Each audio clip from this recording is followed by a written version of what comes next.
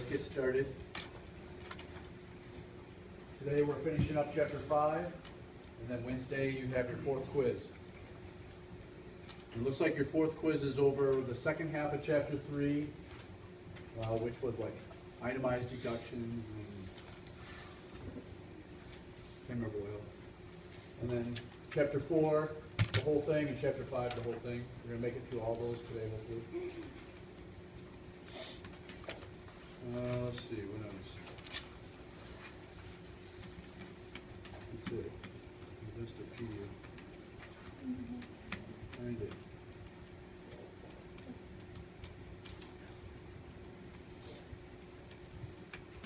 Things have just a couple of little shuffles here and there that I see, but because, you know, the numbers won't tell me who made any moves here. But we'll see if we have time at the end. We'll randomly pick someone's portfolio and talk about it, unless there's somebody has something on their mind right now about Investopedia, something. Yes?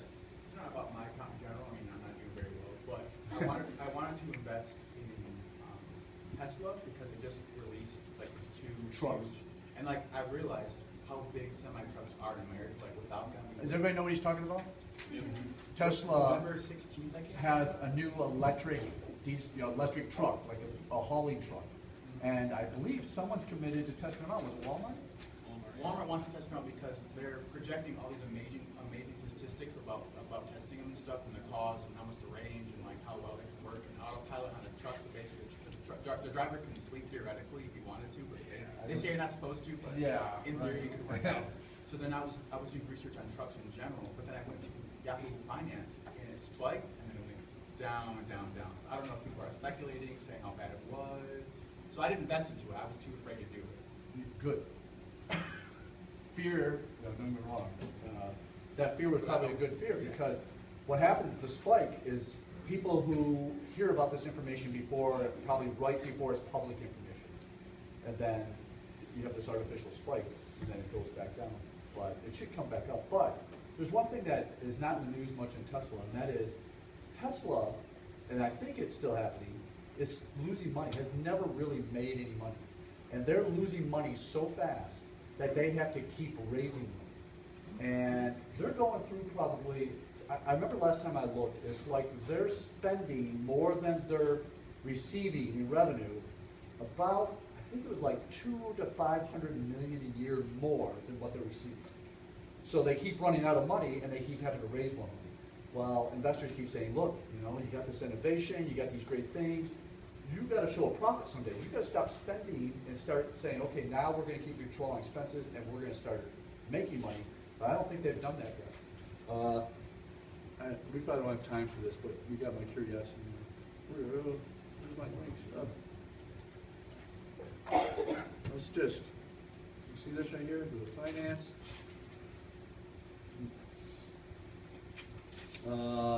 Tesla is like TLSA maybe? TL, is this it? Tesla? It's TSLA.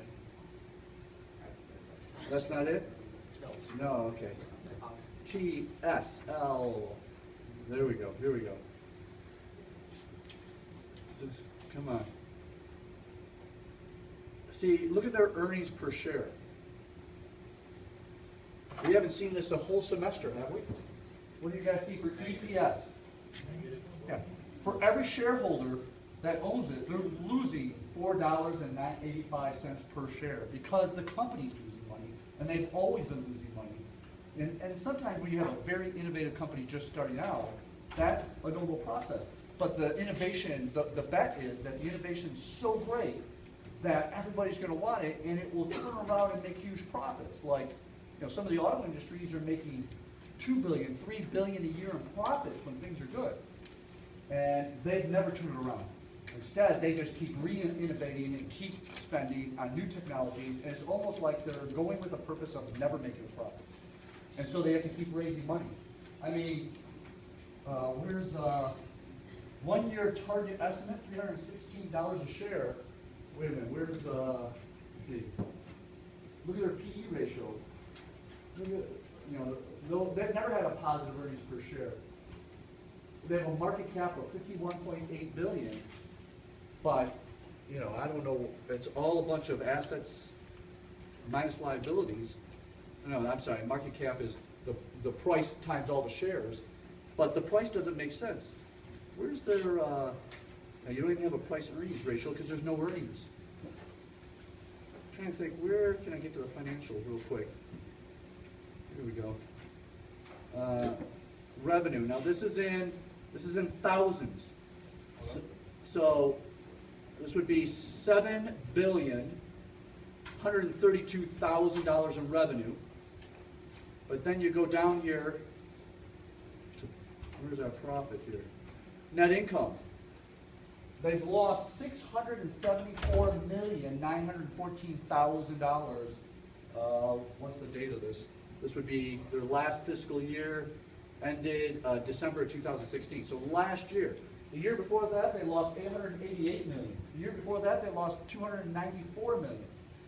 They do nothing but lose money because they just keep, they're spending so much money on inventing new technology and just, you know, all these ideas that the leader has that are great, but you got to eventually turn this around and make money or this whole thing will collapse. All these great ideas will come to an end if people, because he has to keep, the company has to keep going to the public and saying, hey, we ran out of cash because we're still losing money. We need to raise more money. Are you willing to bet on us? And they'll issue more stock, or they'll borrow money, or do bonds, or however they can get their hands on money to keep going. And there's going to be an end to this someday. Investors are going to say, man, we've been betting on you for, Tesla's already been around for, I don't know if it's been 10 years yet, but it's been over 5 for sure. And not to make a single penny in profit yet for the investors. So this could all fall apart someday. It doesn't seem like it would, especially if we get back to where gas is $4 to $5 a gallon. Remember how it hit $4 to $5 dollars a gallon about, what was that, 3 years ago or 4 years ago? If that happens again, people are all hyped about electric cars again. And the thing is now there's a whole bunch of competition. A lot of companies are coming out with electric cars. So I don't know what their future has. And now Tesla owns their solar company that they had, which are doing solar panels for people who want to switch to solar. They have a payment plan. And I don't know. I don't know if they'll ever turn it around. But I don't know if investors will continue to keep saying, okay, here's more money. They just keep burning through it, spending way more than they make. And that's with, I didn't think the revenue was up this high. Look at the jump in revenue from 2015 to 2016. It had gone up $3 billion and they still lose money.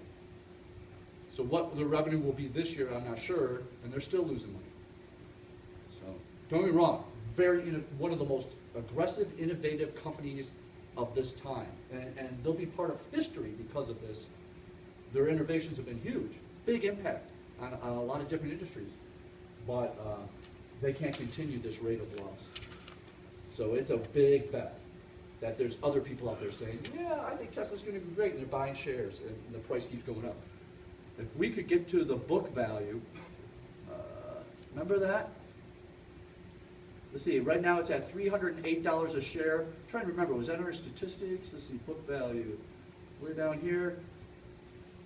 Let's see what the book value says it is. Book value per share, $30. That's all a share of stock is really worth at Tesla is $30, and it's selling for $306. Now that's 10 times what it's really worth. So that's how people are excited about the company. It's very innovative, but it's a gamble that other people will keep thinking that this is a great company and buy those shares. That drives the price up. So, you know, yes, you can make some money off Tesla, and a lot of people have made money off Tesla, but a lot of people lost money too because they just keep losing money and the price keeps going up and down. So that's what I got to say about Tesla, Raul, and I'm glad you thought it was risky and didn't go forward because it's a huge risk. Now look, they lost 2% today.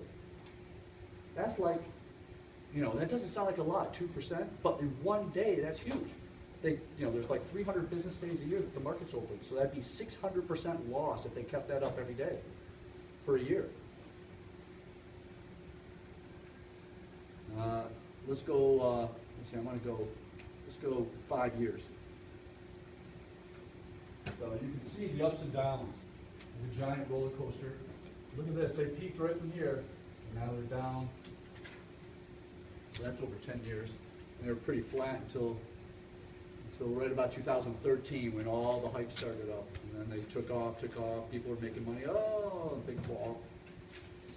It's a gamble, and that one's one of the biggest gambles. Netflix, you know, they're also way overpriced, but what a great company. I mean, they've changed the way people see movies dramatically. They've been the leader on the downfall of video rental stores. You know, from what I hear, video rental stores are making money off renting games now more than movies, I believe. I don't know if anybody gone to work at a video rental store at all? Nobody in the whole room. I know it looks like no one's here on the camera right now, no one's talking, but there's actually people here. So, anyway, we'll get back to Investopedia if we have time at the end. Let's get on to the subjects at hand. Let's see, I'm going to start out, we're going to slide with an important one, debt to equity ratio, slide 14, if you guys copy this. This formula is going to be calculated when you apply for your first mortgage, when you apply for any mortgage. They calculate your debt to income ratio and your debt to equity ratio. And they say, okay, they figure out what your net worth is. They ask you to list all the things you own, any investments, a car, anything that has significant value. And then you list all your liabilities, any money you owe. If you owe money on that car, you owe money on this or that. Any loans, student loan, how much do you owe on your student loan? And they figure out your net worth. And if you own a home, they take the home value and what's owed on the home out of the calculation. It's taken out of assets, it's taken out of liabilities to figure out your net worth without the home. And then they take just the liabilities and divide it by the net worth. And for you to get that very best interest rate, a long time ago it used to be 30 to 50%. You had to be at least under 50%, 0.5, to qualify for the best loan. And they say if you get up to where your total liabilities are equal to or close to being equal to your net worth without a home in it, you're heading towards bankruptcy. That your liabilities are becoming too big, that you're taking on too much debt. Now, I don't have the, must be on the back here, hang on a minute. I'm going to go, I want to show you something on page 49. There's an example balance sheet here from a previous chapter that you may recall seeing from when we were on chapter 2. I want you to look at it. If you were looking at this and I said, okay, calculate the debt to equity ratio, you would say, okay, look at the asset total, $259,040. Look at the liability total, $99,000. I can't see if that's a 5 or an 8. Is that an 8? 800. But it includes the house. And so that net worth you see, $159,240, is including the house.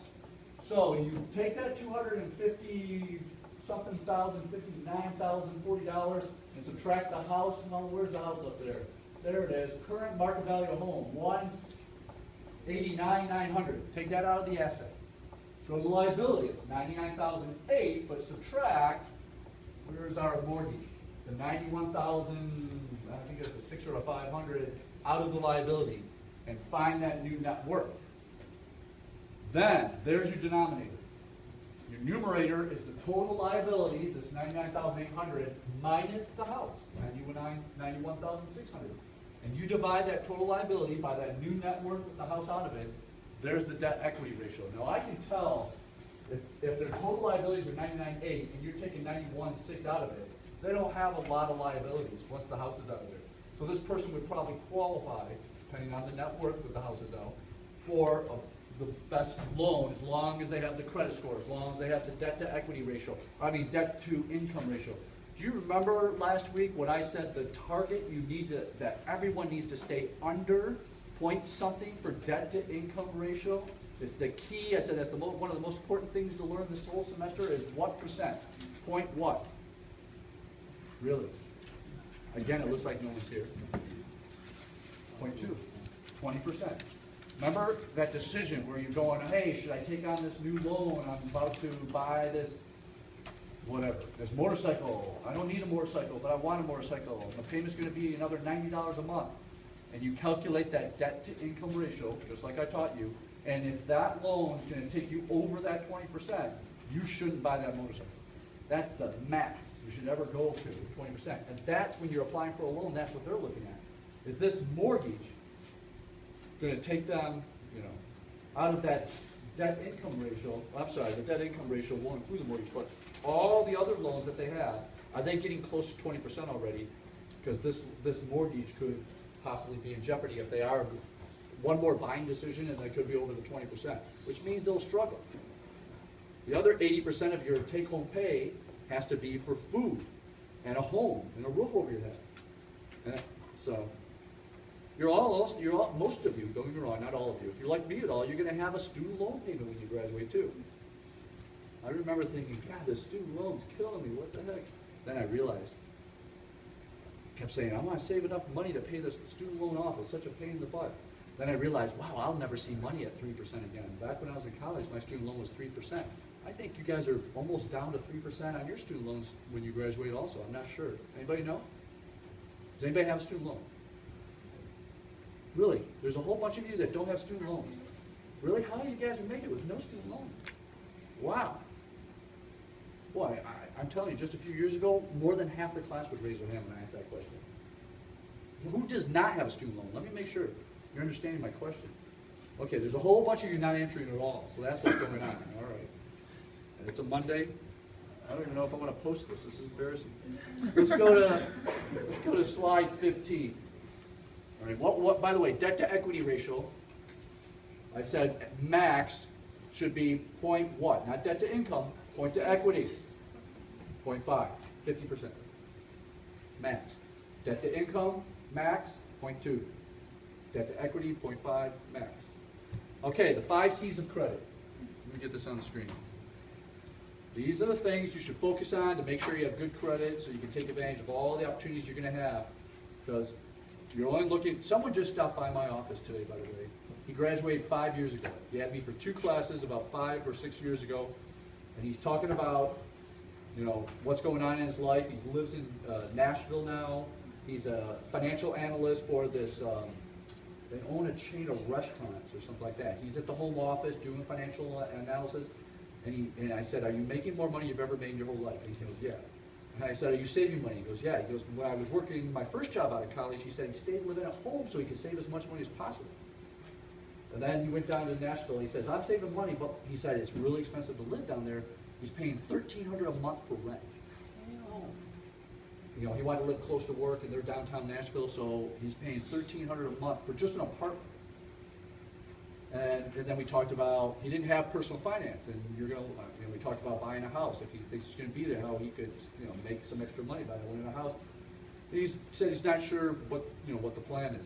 Anyway, you're all going to be making more money you ever made your whole life 5 years after you graduate also. And all of this stuff's going to come into play. And you want to make sure and have a good credit when you get to that point so you can take advantage of all the opportunities that are going to come your way. The same opportunities come around again, around again, around again. We live in cycles. So the things you want to focus on that will be looked at is they're going to look at your character. Do you pay your bills on time? And your credit report has every single bill related to credit and how often you pay it, how many are on time, and how many are not on time. And you want to have every one of those on time. Capacity, can you repay the loan? That's what they look at, is your debt to income ratio, your debt to equity ratio. Those two things answer the question of whether you can afford to repay the loan.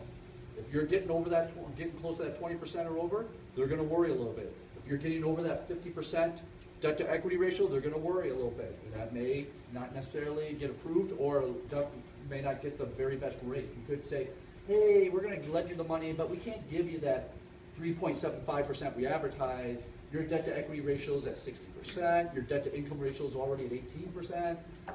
You know, we're taking a little risk. We're willing to do it, but here's your percent, 5. That's a significant amount of money. Capital. What are your assets and net worth? They evaluate your net worth, especially because they have to calculate that debt to equity ratio, which they need your net worth. So you fill out your paperwork for the loan, you're going to be giving them what your assets are. And you've got to provide them copies of your paycheck and your copies of your taxes. Collateral. What do you have of value to pledge to the lender that they can repossess if you fail to honor it? A car loan and a house loan are obvious.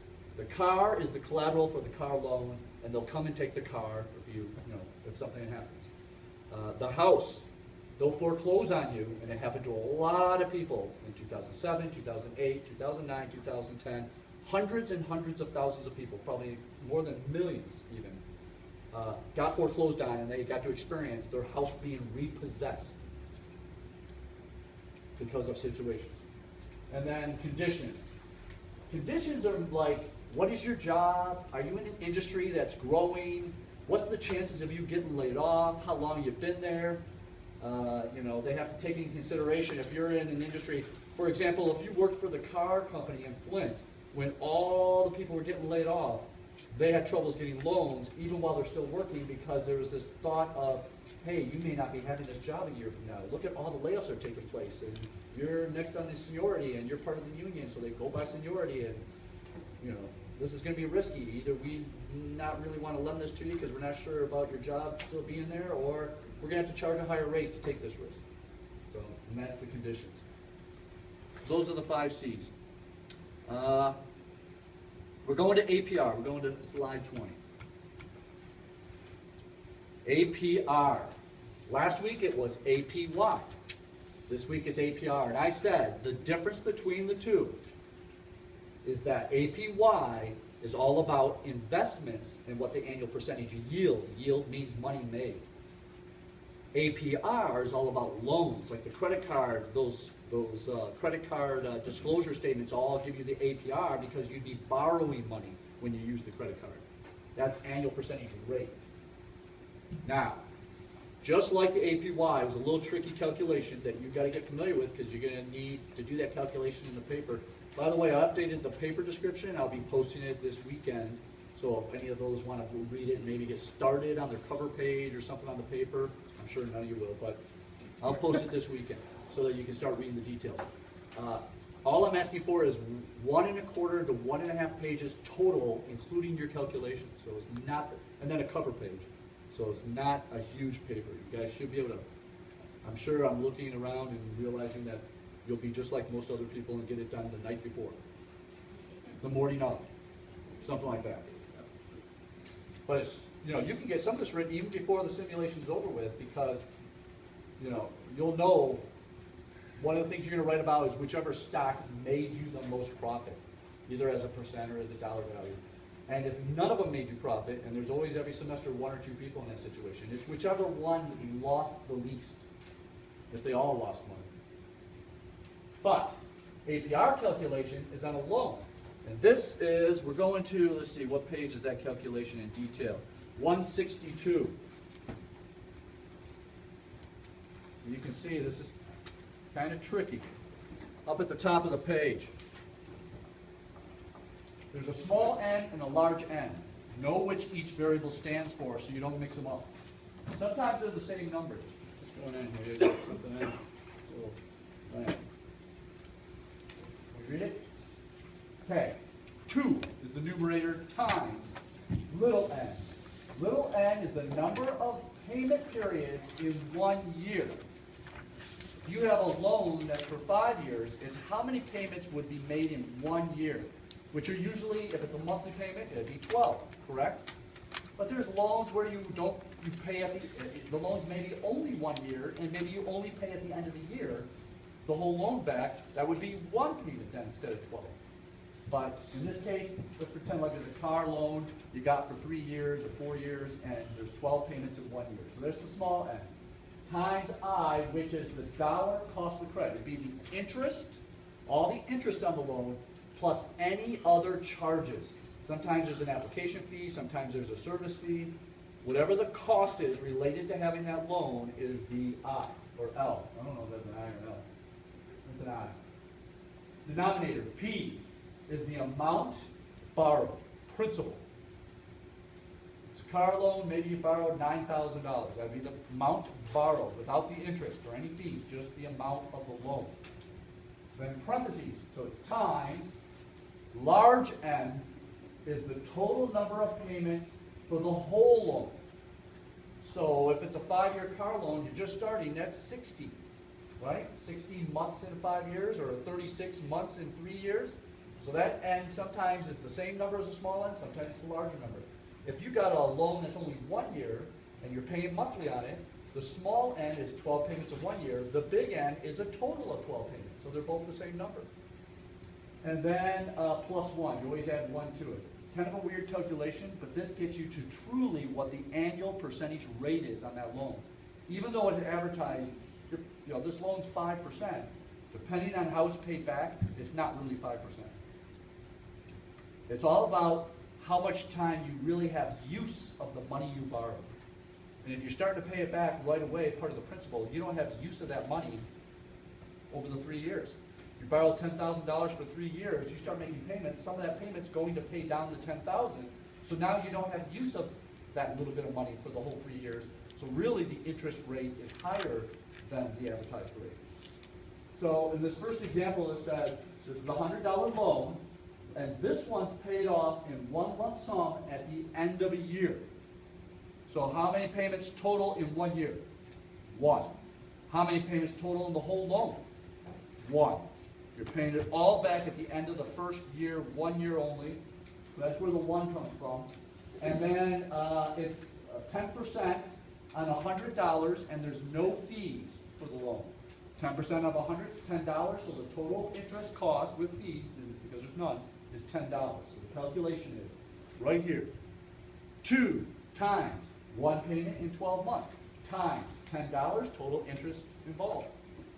Then the denominator, $100 is the amount borrowed. There's the principal, times, parentheses, paying it all back in one lump sum at the end of the year. 1 plus 1, which makes a 2. So you have 100 times 2 in the denominator, which makes 200. You have 2 times 1, which is 2. 2 times 10 is 20. 20 divided by 200. This is a true 10% loan. Not only did it advertise, we're going to charge you 10% interest, which is $10, but because you had use of the money for the whole year, it's truly really a 10% loan. It calculates out to the same percentage advertised. Now, below, what if you made monthly payments on the same loan? So you're still borrowing $100, and it's still $10 interest, but you're making monthly payments. So the number of payments in the 1 year period, the small end, is a 12. So you have 2 times 12 times 10 instead of a 1. In the denominator, it's $100 times parentheses, how many payments in the whole loan? You're still paying it back in 1 year in monthly payments, so there's, again, 12 payments. Plus 1, so 12 plus 1 is 13, times 100 is 1,300. 2 times 12 is 24, 24 times 10 is 240. 240 divided by 1,300, this 10% loan that you thought you were borrowing, because you were paying some of it back each month towards the principal as well as interest, and you didn't have use of all the money all year long, you really paid almost 18.5%. That even though you thought you were borrowing at 10%, it's really 18.5% because you didn't have use of the money for the whole year. You're paying it back as time goes on. That's why, and back before the late 60s when this law passed, all these loan companies people were borrowing money from, didn't really realize what they were really paying back, and they couldn't compare one loan to another. And so the government said, hey, we're passing a law. If you're going to lend money to a consumer, we want to protect them. You need to calculate the APR, and that's what you need to tell them what the APR is, because the way you've set it up to be paid back could be different than someone else, and they need to be able to make a clear decision comparing apples to apples. So everybody calculate the APR if you're advertising a loan to consumers. So that's why they have to tell you the APR. When you go to get your first home mortgage, there'll be a thing that says the APR is, you have been informed what the APR, annual percentage rate is, and you got to sign it. You're signing like 20 documents at the closing of a house when you're buying it. And part of it, and when you're closing on the loan, part of it's that you are saying, yes, you did tell me the APR. So there's no hidden information involved, that you know exactly what you're paying. Everybody get that calculation? I put one more example together so you can see it. I can't remember if I posted this, but I will if I can remember. Here's one where he borrows $500 for 1 year, he's gonna have to pay $25 in interest, and there's an $8, service charge from the bank for this loan. So $25 in interest plus the $8, there's that number in the numerator, total cost of the loan. So $33. Now, in the problem above, he borrows $500 on January 1st, 2014, and pays it all back at once, at the end of the year, the same year. So he only has the money 1 year, just like the first example, but there's a service charge involved. So the calculation would be, where am I? $500. What am I doing here? Just the numerator by the denominator? The numerator, 2 times 1 payment in a year, $33. The numerator is a 66. The denominator, the amount borrowed is 500 times, parentheses. The total payments on this loan, 1 payment at the end of the year, the whole 500 plus interest, plus 1 makes 1,000. 66 divided by 1,000. This is a 6.6% loan because he has use of the money of $500 the whole year. But this loan now is paying it back over time, making monthly payments on the $500. All that's changing is still $33 in cost, still borrowed $500, but making monthly payments, so there's 12 payments in 1 year, and the total payments on the loan are 12 because it's only for 1 year. Excuse me. What if this loan were for 2 years? What would this top number be if this loan were over 2 years? No. I heard it over here. 12. Don't forget that number in the numerator is how many payments in 1 year, no matter how long the loan is. Now, tell me this number if this is a 2-year loan. 24. This is the number of payments for the whole loan. That's the difference. Excuse me. Wow. And so the most common mistake is mixing up these two ends to really what they mean. Don't do that. Again, one is the total life of the loan, one is how many payments in 1 year. So it can determine how many payments there are. All right, so this loan went from a 6.6%, and because this person won't have use of that $500 for the whole year, and it has to pay a little bit back at a time, it's really a 12.2% loan. It's almost double what really you thought you were paying because you paid it back over payments. So they have to advertise that APR, and that's how it's calculated. Kind of like the APY, just slightly different. Next, amortization. I don't have a slide number. I want to make sure you realize what I'm sure a lot of you have experienced it because you probably had some car loans in your life. Whoops, where am I at here? Where'd it go? There we go. I went on Google, just did a random search for amortization calculator, and I found this one right here. Amortization means you're borrowing some money, and you're going to pay it back in equal amounts in installments. And this little calculation calculates what that payment will be. But what happens is, at the beginning of a loan, more of that money is going to interest than going to principal, usually. And each month that goes by, a little more, even though the payment's the same amount every month, a little more is going to principal, and a little less is going to interest, because you owe less every time you make a payment, because some of the principal got paid out. So let's pretend you're taking out, what does that say, $100,000? And let's take this rate down to 4%. Let's pretend it's today. How many payments per year? 12. How many regular payments? 360. Well, let's see, that's 12 payments a year. How many payments would there be if you took out a 30-year mortgage? The standard home mortgage is 30 years times 12 months a year, which would be 360. So this is a 30-year loan, which is what most loans for homes are, or 30-year. And you should kind of say, I'm getting that fixed rate. If you think interest rates are going to go up, you want to grab a fixed rate 30-year mortgage so that you're locked in at that rate. After interest rates go up, they still have to give you, and you still get to keep that lower rate that's out there right now. 4% is a great rate for a house right now. And right here where it says payment amount will tell you how much. They take the total $100,000, what the interest, they figure out how each monthly payment will be the same, but what I want to point out is the schedule of how that payment is being distributed. So I'm going to click on Show Amortization Schedule. Here we go. So your house payment, don't forget, you gotta pay taxes and insurance on top of this. This is just the home loan part of the house payment. $477 a month. Doesn't sound bad, does it? But you gotta add to that about $50 a month for your home insurance. And then you gotta add to that about, I don't know, $200 a month. Budget about $200 a month for taxes, property taxes. So now you gotta add $250 of that. 4, 5, 6, you're at $737 a month. But you compare that to rent, that's very similar. That covers your property taxes, that covers your mortgage. And by the way, the interest you're paying on this loan, you're gonna get some of it back when you do your taxes. Oh, and by the way, the property taxes you're paying, you're gonna get some of that back, unless this tax bill passes. You're not getting back. They're gonna put a cap on the interest that you're getting back when you do your taxes from owning a home. They're taking away that state. Remember when we did the itemized deductions, whatever you paid in state taxes, you got to put on there the itemized deduction, get some of your state taxes back? That will be removed if this passes. The city taxes in my case, because I work in the city, I get to put on there and get some of that back. That will be removed if this passes. But at this point in time, part of your taxes and part of your interest on the loan, you'll get back when you do your taxes. Let's look at the schedule.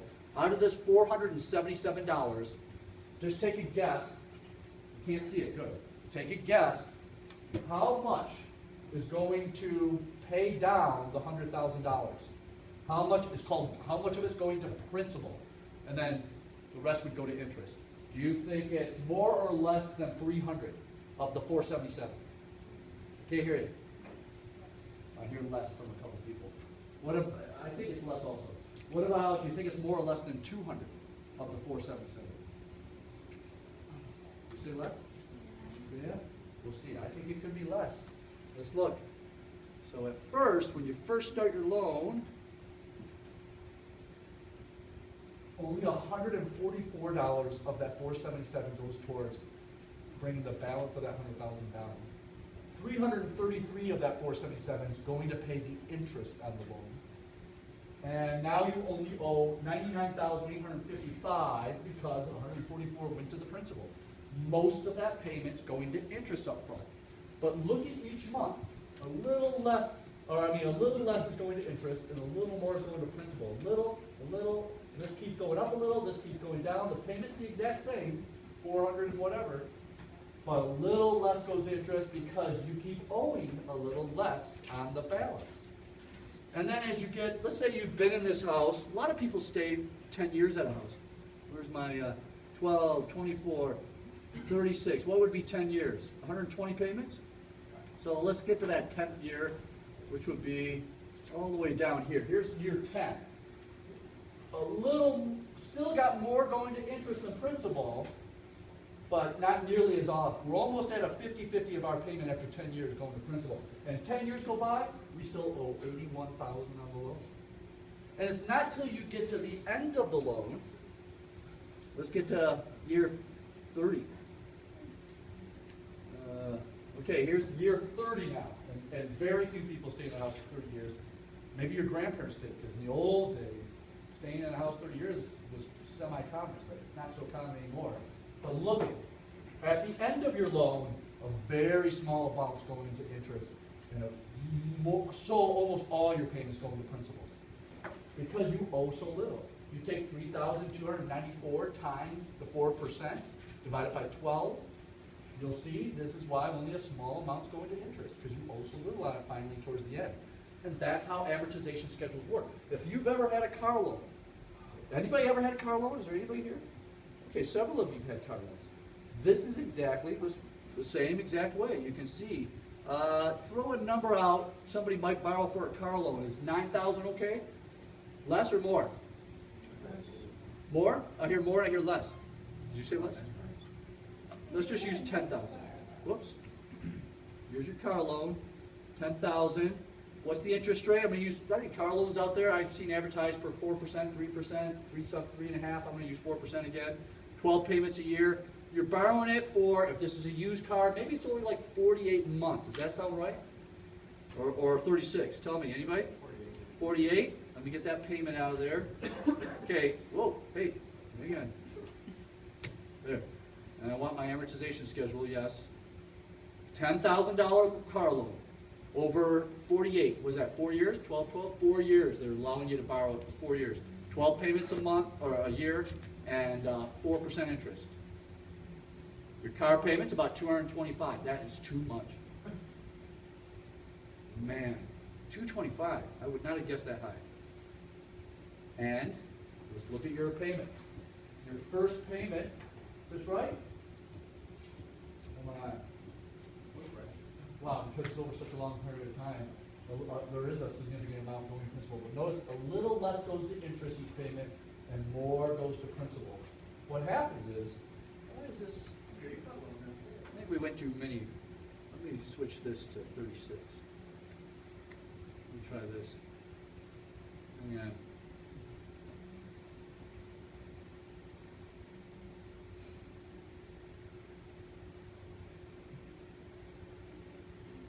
Right? Wow. So what happens is the car depreciates and can't keep up with the amount going to principal. What was how much was the loan payment? $295. Wow. Is anybody paying $300 a month for a car? Can you believe it? If you really had to, if anybody ever, first of all, will you ever buy a new car? Never, right? But still, buying even a 1-year-old car, you're getting up there around $20,000, right? Your car payment would be huge. Man, you know, I haven't borrowed a car payment in so long, I forgot. I didn't remember it being this expensive. Let's see, $20,000. What is the? But we would go 60 months, right? Let's see.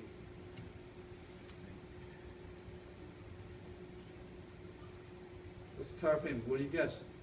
I don't know why it's taking so long. Did I lose the internet? $368 a month. Wait, do one for my financial squatter Subarus. The cost of the car was like $50,000. Well, and he borrowed like Yeah, four. it's paying for it monthly. Okay, let's say he borrowed $40,000. Just to say a second. 5 years probably. Yeah, probably. And he sounds like somebody who would not have good credit because he's doing such crazy things. So I'm raising that up to 5%. He's not very smart. It's about $754 a I know you month. paid like $800 some dollars a month for that car. It's a really nice car though. And what happens in that situation is because so much of it's kind of going to interest here, is if somebody gets bored with their car, and everybody does after a year or two, and they go, oh, I wish I could get a different car, they can't sell it for what they own. That's a very common thing. If you try to sell a car and you've only owned it for a couple of years, that you can't sell it for what you own. So either you got to come up with money for the difference from what you sold it to get that loan paid off, or you got to roll the difference into a new loan, which then brings the payment up even higher. Can you sell it in theory for like more than the value of the principal? Like, Yeah, oh yeah, you can sell your car anytime. You just have to simultaneously pay off the balance of the loan while you're selling it. When you sell it. You'd probably do it, the closing at the bank or something, depending on the situation. My car was like I had to go for $12,000, but it had like a 7-year loan. Oh, they're doing 7 years? Yeah, just so I could afford it. And Wow. It's still like $200. Still over 200. Didn't you also say your insurance was like over 100 a month too? Yeah, it was like I paid $232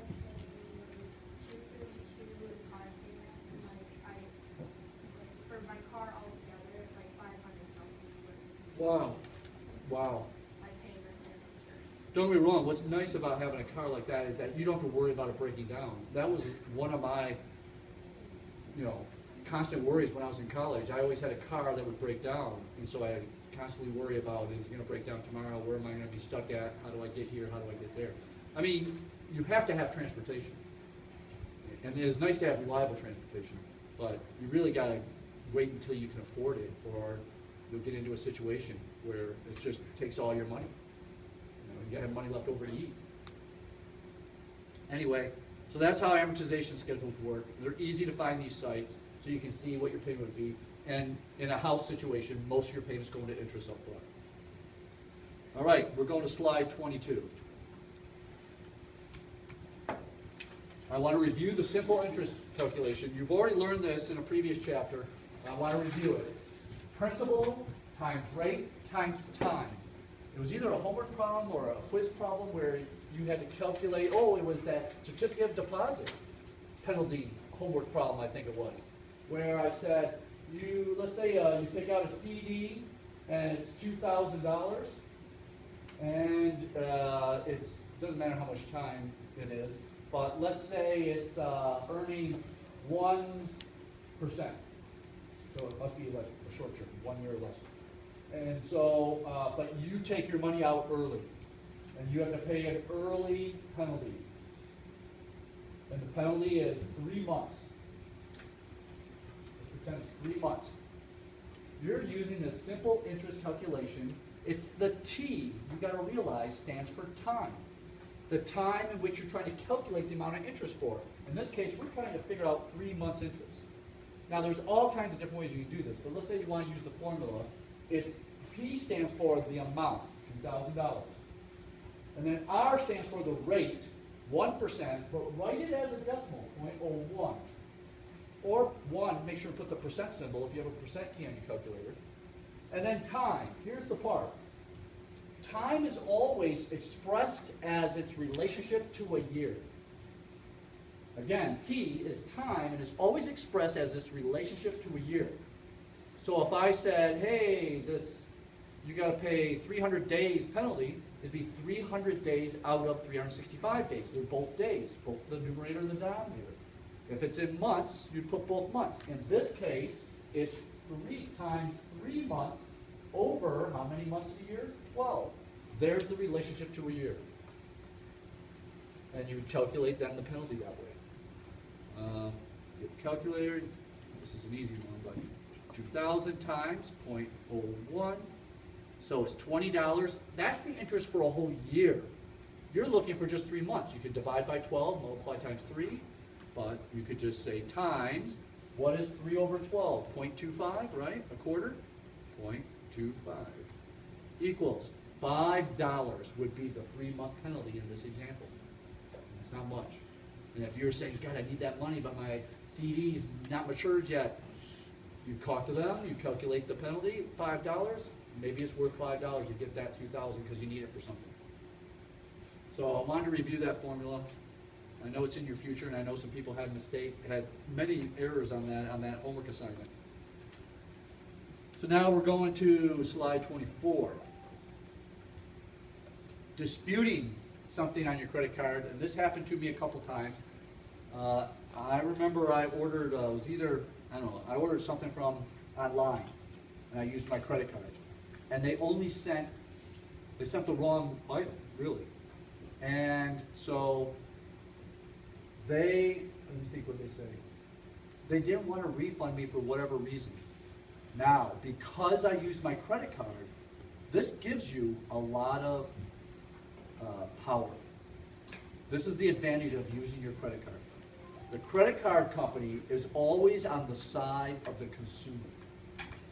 So I got a hold of the credit card company. I explained the situation. They said, put this in writing. Do you still have the receipt? Yes. Could you have any proof that you mailed it back? And I'm the person who always puts receipts in the shoebox. Remember that story? I said you guys should always hang on your receipts. Because I had that receipt proving I paid to mail it, that was the lifesaver. Took a picture of that, took a picture of this letter I wrote. I just emailed everything to the credit card company. They quickly took the whole charge off my credit card. And now the company has 60 days to respond to prove that whatever their argument was, to put the charge back on. They never did it. They never proved it. And so I never had to pay it. I got my refund, which I should have gotten anyway. I mailed it back. I think they're saying they never received it or whatever the situation was. But the credit card company is always on your side.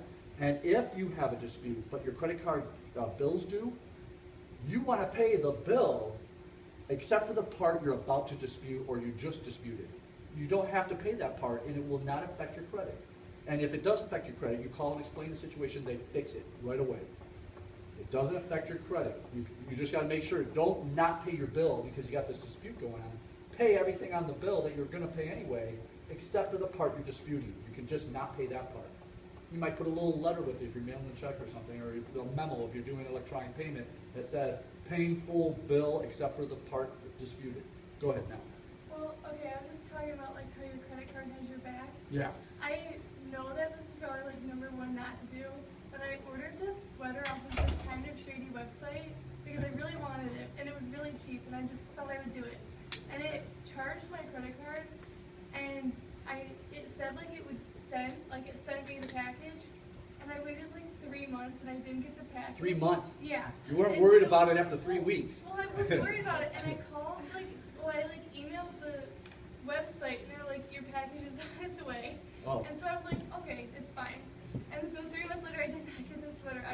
You probably forgot about it. Yeah, I like Yeah. wasn't even worried about it. I was like, it's gonna come eventually, because some things like just don't come. So, And so I now emailed this my- is an unusual situation because so much time has passed. Tell So me what I, happened. I called my credit card because I ordered it on my Discover credit card. Yes. And I was like, I just want you to know, like, I paid, it's on my credit card, I paid this bill already because it was through, like, my payment. Yeah, you already paid, yeah. And they said that They reversed it. Yeah, they reversed it all. And Yeah. then I got the sweater, so I don't know. Wow. I don't know. I got the sweater and I didn't pay for it. Well, And it now, made me if the feel so company, shady. I want to tell you, I've been with companies who do credit card things, and we have had customers dispute. What we would have had to done, and I don't know, and the company may not have followed through with this, is every day there's what's called a batch. All the credit cards you process get batched to the credit card company, and then the next day they'll transfer money into your account, the company's bank account. And when they do a reversal, all of a sudden you get a detail as to how much money's been put into your business account and all because of all the charges. And then you'll see that one of the charges got reversed from 3 months ago, and you didn't get the money. And there'll be a letter coming eventually after this reversal takes place that says this person, this consumer said you'd never received it, da da da da da. Now it's the company's responsibility to prove that you did receive it. Mm-hmm. And all they had to do was prove here. They said they have shipping orders. They've got tracking on all packages. And if they would have provided the proof then to the credit card company that you really did receive it finally, it would have been then put back on. Yeah. Well, it But didn't. I sent a it's picture. always once you call the credit card company and say, hey, I never got this or whatever you're disputing, the credit card company says, we're on your side. Yeah. And we put the ball in the court, we make the company then do all the work after you provide a proof, to provide proof, and one of the things they have to provide is that you sign something authorizing the charge. Now, I notice there's a lot of places now that are getting away from that authorization signature, where I'm charging things that I never even have to sign, I can just walk away. I think that's a mistake because I can remember in disputes, that's one of the big things that the companies had to provide was proof that the customer even signed authorizing the charge was part of the proof. So that's another advantage of getting a credit card. Real quick, I reserved my hotel for Thanksgiving. I'm taking off. And they would not have, I won't get there till late. And the room, you have to be, you're supposed to check in sometime between 3 and 5 or 3 and 6. If you want that room held for you and no one else get it, you have to provide a credit card for them to hold that room. And if you don't have a credit card, and I'm not there by 6, they have every right then to give that room to someone else, and I'd show up at I'm not going to get there till like 9 at night, I'd have no room unless I had that credit card. So that's another advantage of having a credit card, is being able to do things like have a hotel room saved for you even though you're arriving so late. So, you guys want to get a credit card. So there's the dispute. I just wanted to make sure you realize how you have power by using the credit card to pay for things, because now you have a weapon to take the money back away if you're not satisfied with the item. They always ask, here's the first question they always ask you whenever you dispute anything.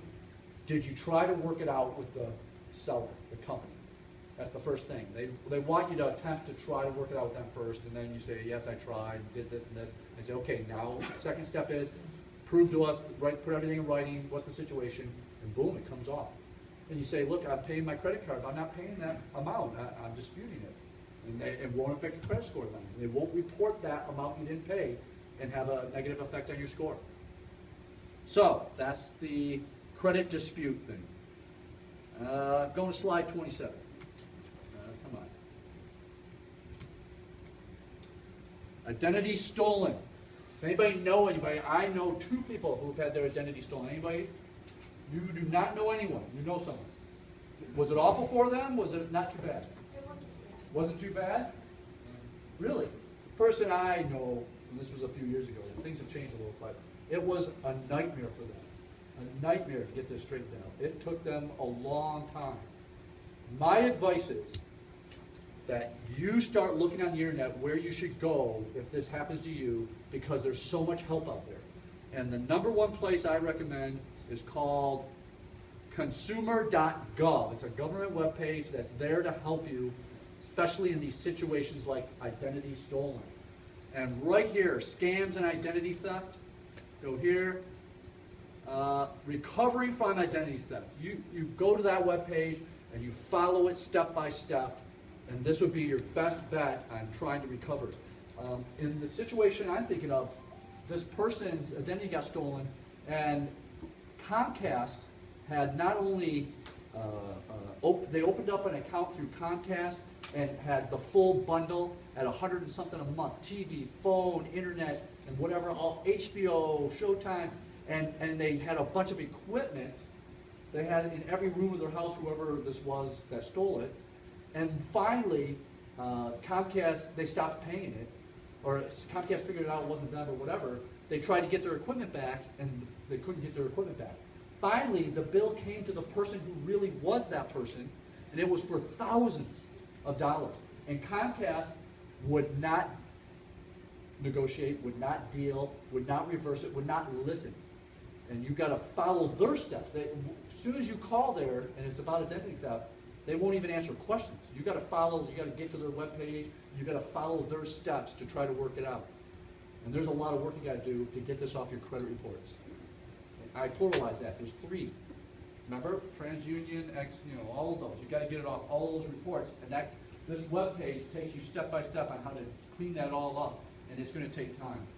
Yeah, I work at a collection agency, so I deal with a lot of people coming in with identity theft, and so when I should do that, I got confirmed identity theft was a little bit, and it's like $4,000 And it's all because, and so, you've got to be careful with things.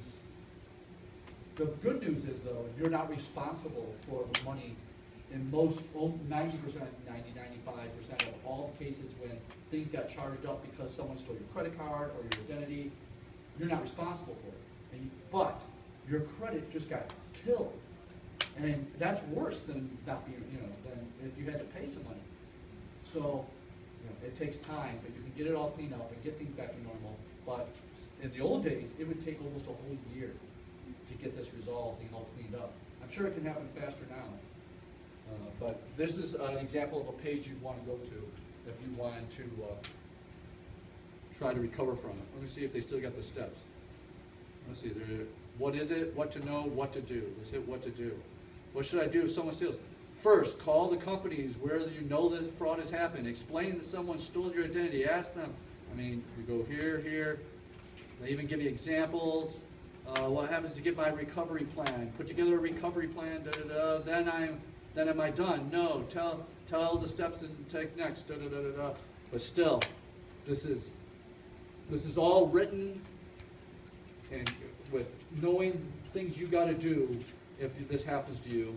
And believe it or not, there's no doubt in my mind there's at least 1 or 2 people in this room that this will be happening to you someday in the future, because identity theft is growing by leaps and bounds right now. With the advancement of technology, it's becoming easier and easier for identity theft to take place. And we got people in this world who live by their lives as thieves, and this is their thing. Credit cards are finally changing, but it wasn't that long ago that somebody could just walk by you and get close enough while you're in line somewhere and have something that will read that credit card number right off your credit card while it's still in your pocket or in your purse. So you see a lot of elderly people who are always in fear. And they're buying things like, I remember my dad going, I'm buying this wallet because it has this credit card protector layer that someone can't just walk by and get my number, and things like that. And those exist all because this really does happen. Yes? I was reading some. Oh, I want to add one more. Big thing that's happening right now at gas stations, you don't even realize you're putting your credit card in a thing that's reading it for somebody that's going to come by and take that thing off the gas pump to have all those credit card numbers. I can't remember what it's called. What's that? Scammer. Skimmer or scammer? Scammer. Okay. Go ahead. I was just saying, I was reading something about that thing that you're talking about, read credit card. Yeah. I was reading something about it on things like Amazon Amazon selling a thing that will read someone else's credit Yeah, card? it's like the device, whatever the device is like fraud. They're selling it with the purpose of knowing someone wants to use it to steal? the I credit don't card? think like this device is like main purpose is to Okay. like do that, but it could, but it can. Yeah. And like it all covered. And I recently got my last wallet that has that. When I read Oh, you did? You bought a wallet that had to protect them later? Hey, the good news is, is your credit score, you want to protect it? Is that the main reason? You realize though, if they did get your number, at least you wouldn't be responsible for the charges. But it will take you time to fix your credit score, and that's why it's probably good to protect it. But my parents, they were kind of naive. They thought they would owe all that money if someone stole the card and started charging on their cards. They're thinking, oh my God, it will cost us thousands. And that was their reason. So I know like a lot of us purchase stuff online and like more and more stuff. Yeah, more and more stuff online. Online transaction and bill payments and stuff like that. So now I was purchasing like articles of clothing that were like, I guess, I knew they're imitation of like higher end companies, but I was just like, whatever, I'm just gonna sell these to my friends so we can sell them so I can make money, you can make money. People know they're fake. People know they're fake. What are you, a wholesaler? No, kind of. So, Okay. I mean, he knows they're fake, so whatever, like, I don't care. But so I buy them at a certain price, but the website I was buying was like super sketchy, and I was like, I don't know. So I was researching, so this website called Privacy. Wait, did you end up giving them your credit card number? So here's what you do. So you set up an account with this, so it's like this totally other company, it's called Privacy, and it works really well. So you make burner Visa cards, like, Who does? this company will make them for you. So you add amount of money to like a random card, you label it whatever you want, and it gives you a card. So you use that card. Once the money's out of there, there's no more money on that card. Is there real money on the card? Or is Yeah, it- so it's my money I put Okay, on there. all right. And that's the card number they get into the account. Okay. That's it. Oh, I see what you're saying. You're safeguarding, if they steal the number, they're not gonna be able to charge you anything because you spent There's all the money nothing. on it to get these Yeah, clothes. there's nothing on that. Yeah, card. that's not a bad idea, really. And those little prepaid cards, those prepaid cards are all over the It's place. like once that money's you can use. depleted out of that card's zero, Right. and it's just deactivated after a certain amount of time, and you can't use it anymore. Well, I just want to make sure you realize that Visa, MasterCard, American Express, Discover, and all the other credit card companies announced years ago, they knew that there was a feeling out in the masses that, especially with elderly people, that they never want to use their credit card online because they fear, somebody will steal the number. So what those companies did, they did this whole publicity thing, all the credit card companies saying, don't be afraid to use your credit card online. Use it. Don't be afraid. You will not be responsible if fraudulent actions take place on your credit card. So please do not fear it. We will cover you. And they'll take on the responsibility of trying to collect the money from whatever happened. So it was supposed to be trying to encourage people, continue using your Visa online, continue using your Discover card. Don't have a fear that you're going to be responsible for thousands of dollars if something happens, that they'll cover you. And some of them even started with like a $50 deductible. You may at the most pay $50, but they even started waiving those and just saying you'll be responsible for nothing. I have this thing set up on my credit card and my debit card that it texts Yeah, me if something every time. unusual takes place, right? No, like any Oh, purchase, every like, time. Good. When I buy things like at Target or anything, You get an email. immediately it says you just spent $37 at Target. I have it on the minimum purchase of like 30 cents, so that every time. That's a great because idea. I just like that. So that What's I know, great about that, if someone all of a sudden uses it, Yeah, I'll know immediately. you'll know like, immediately. I'm not doing that yet. I have received several phone calls or emails because I was using my credit card out of state, and the credit card company has this software that's looking for unusual activity that doesn't make sense. And you notice sometimes you go places you have to enter your zip code because your credit card's already thinking, hey, we want to make sure this is really you because you're not at a usual area or something. And that's pretty nice too. I like that. We went to the Bahamas for vacation a while ago, and my mom's credit card actually got shut down because she didn't have her phone, and they called her and they were like, somebody's using verify. this in the Bahamas, and they shut her card down. Right, until she didn't until she know. could Yeah. verify that. Yeah, that's a great one too. That's a good safety. So that's the idea with identity theft. And just know that there's help out there, and try to remember where to search. Do a search, and I think there's another government page called theft.gov. I wrote it down. Right there, identity theft. Oh, is it there? Yeah. Where? Right. Everybody's identity theft is different, but your recovery plan from identity theft. There it is, right there. And so that's even a different one, a .gov. It's a government web page that it even goes into more detail. So this is consumer.gov, and then there's identitytheft.gov. So you got help out there. That's the point. All right, we're going to slide, how are we doing on time here? We're going, we got a ways here. We're going to slide 29.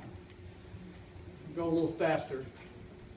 Now, have you ever asked a parent to co-sign on a loan, like for a car or something? Anybody ever? You did. Anybody else? You did. You did too. When you become a parent, here's the rule you should live by. Never, ever, ever, ever, ever, ever co-sign. Period. Ever. And they should have never, ever, ever co-signed for you. Ever. Period. I want to make sure you realize what co-signing for your son or daughter, when you guys get to that point, because you're asking your parents, your children are going to ask you. And when you get to that point, you got to realize, if anything happens to that loan is the same as being your loan when you co-sign. And if this loan, again, something happens, it's not reported just to the person who took out your loan, this loan that you co-signed for. It's reported to your credit report also, because you co-signed. When you co-sign, you're basically saying you're taking responsibility for the loan. And if for any reason a payment's not being made, you have to make the payment, or you're going to inherit your credit report. And so my parents, my younger brother, did this exact thing, and he, of course, didn't pay it off, and my parents' credit was going to get demolished. They had to pay the whole thing off for him, just to save their own credit, because they made the mistake of co-signing. So my grandma co-signed for my car loan, but it's a good thing that she did because she's a very scary woman, and she knows that it's hurt her credit, so she's like on me every single month, like, you gotta do this. Like, she actually pays it. I've never heard anybody- I give her the money and she makes it. I've never heard anybody be happy about their grandparent being on them all the time and being mean to them all the I time. mean, But it's making my credit better, and it's absolutely, not hurting her credit. absolutely, So, like, absolutely. But you should consider selling the car, paying that loan off, and possibly getting a lesser expensive car with a much smaller loan, affordable, maybe that doesn't need full coverage, you know, that kind of thing, and make your life a little easier. Because when I was in college, if I had the expenses you have on that car, $500 a month, boy, that would stress me out. Exactly, exactly. I would not like that at all. Like I said, one of my worst nightmares my whole life I can remember is right towards graduation. I had this recurring dream where I didn't make it to a final, and I couldn't graduate because I walked in and my final was over with, and I couldn't retake it or anything. And it was all the stress of money and grades and all that stuff. When you're poor, like I was in college, you're living in stress all the time, so you're losing sleep, which is not healthy. But you need to reduce the stress by try to sell the car for more than what's owed on it. Use the difference because a down payment on a cheaper car that's going to get you by for another few years till you graduate. Because as soon as you graduate and you're making more money every May in your whole life, then you're going to go back to the $500 a month with the car and the insurance and everything else. What did I say about co-signing a loan when you get asked? Ever, ever, ever. You say, look, I love you, and I don't want anything to ever hurt our relationship, but my professor said, never, ever, ever co-sign, no matter what. And that's how it was with my friends. I got out of college before them, or started making money a little more than my friends when they finally graduated, and they're all asking me for loans. And I had to go, look, I made a commitment to never loan money to friends or family because it never turns out well. I would rather keep your friendship than lend you money. So when you So I didn't do it. for a loan, like if you're buying a house Yes. and you're married. That's different. Okay. Usually both your names are on the Okay, mortgage that's and what I both your meant. names are on This the... doesn't mean like they're co-signing together? No, you're taking the loan together. Okay. Co-signing is a little different. It's where the original person probably couldn't get approved, and they need someone to co-sign to say, if they don't pay, I'll pay. That's what you're saying when you co-sign. If they don't pay, I'll pay it. So that way the company who's lending the money feels confident they're going to get the money. And when they send it to collection, you work at a collection agency, some of the people that get sent to collections is because they co-sign and don't really want to pay it because it's not their loan. They co-sign for someone else who's supposed to pay it. And they don't realize when they co-sign that really they took on the responsibility. That's their loan too. And it ruins their credit. So never ever do it. Next on the list, credit counseling. I'm going to slide 33.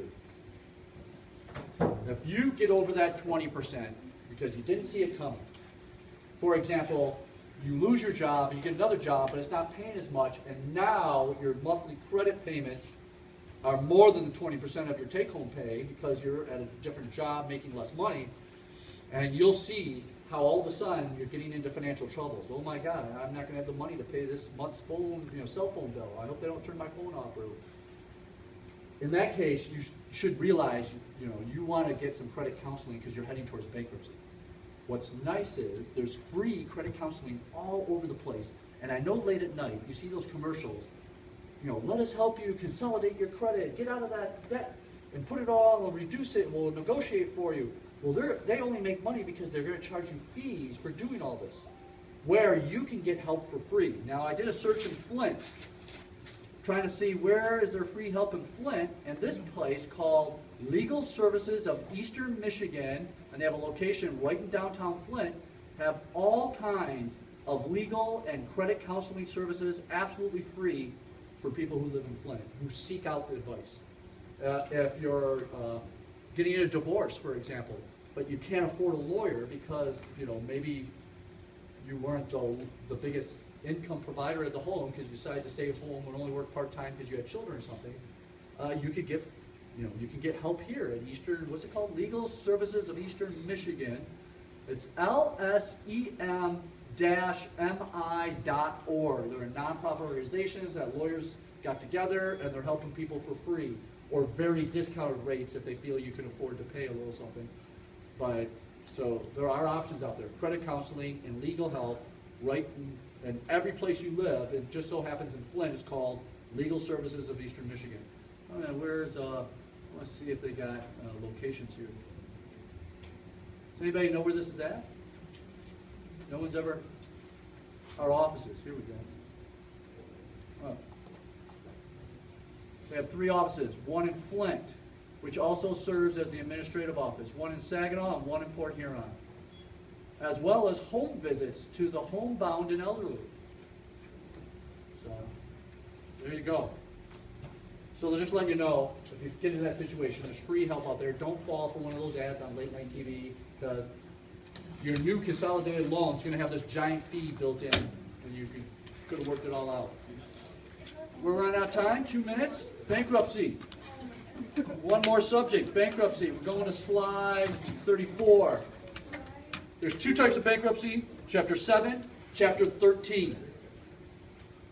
Chapter 7 is kind of like the big one. Chapter 13 is where, hey, I'm working, I'm just having troubles paying my bills, I want to work out a payment plan, so I need to claim this partial bankruptcy.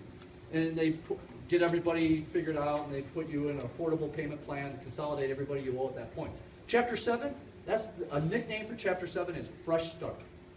When you file Chapter 7 bankruptcy, it's like any credit card you owed a balance on gets wiped out. They get nothing because you didn't have any collateral for those. And any non-collateral debts get wiped out. Except for never, a student loan never gets canceled in your life. A student loan is something you should never not pay. A student loan will come back. I know people who forgot they had a student loan. And 20 years go by and they go to get a new mortgage and they can't get it because that student loan from 20 years ago never got paid off. That student loan is with you for the rest of your life. It can never be canceled.